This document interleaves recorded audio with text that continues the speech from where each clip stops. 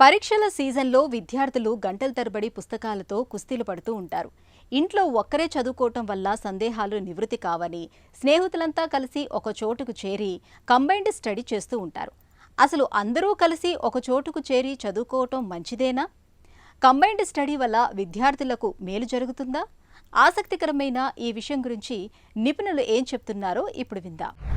చాలామంది ఏంటంటే combined study అన్నది ఇష్టపడరు.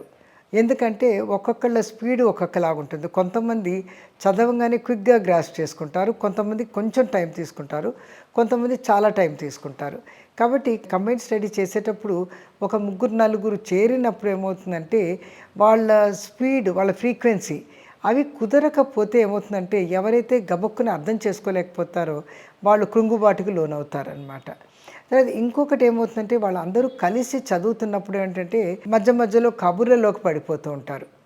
ముఖ్యంగా ఒక్కొక్కళ్ళు వాళ్ళ ఎక్స్పీరియన్సెస్ చెప్పటం, లేకపోతే వాళ్ళ భయాల్ని షేర్ చేసుకుంటారు. ఆ సబ్జెక్ట్ నాకు సరిగ్గా రాదు, నాకు భయం వేస్తుంది, లేకపోతే ఇది నాకు అర్థం కాలేదు. సో దీంతో ఏమవుతుందంటే ఇంకోళ్ళ భయాన్ని కూడా వాళ్ళు అందుకునే అవకాశం ఉంటుంది. ఆ తర్వాత వాళ్ళు ఒకళ్ళొకళ్ళు ట్రాన్స్మిట్ చేసుకుంటారు వాళ్ళ ఆందోళనని.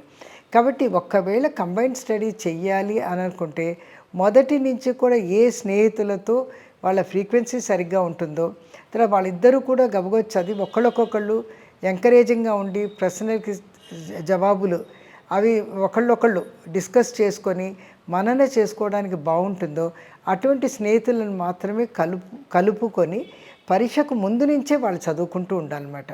ఆ తర్వాత పరీక్ష ముందు ఒక రికాల్ చేసుకునే టైంలో వాళ్ళు విడివిడిగా ఉండి వాళ్ళు ఏం చదువుకున్నారో దాన్ని రికాల్ చేసుకోవచ్చు. ఒకవేళ వాళ్ళకి ఏమైనా డౌట్లు వస్తే ఇద్దరు కలిసి చదువుకున్నారు కాబట్టి వాటిలో డౌట్లు వాళ్ళిద్దరు ఈజీగా షేర్ చేసుకోగలుగుతారు, దాన్ని క్లియర్ చేసుకోగలుగుతారు.